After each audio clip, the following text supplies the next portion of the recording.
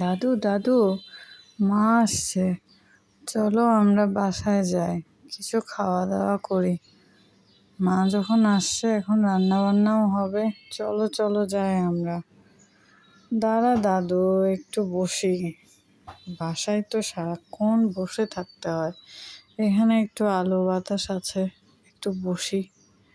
হ্যাঁ, তুই তুই কোনো দুষ্টামি করিস না, বুঝেছিস?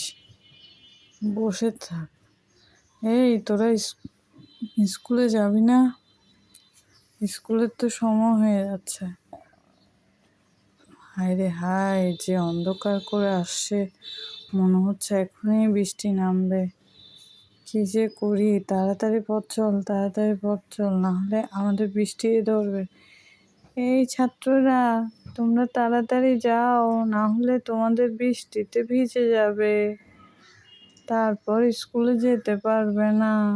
যাও যাও, তাড়াতাড়ি যাও। হ্যাঁ হ্যাঁ মাসি।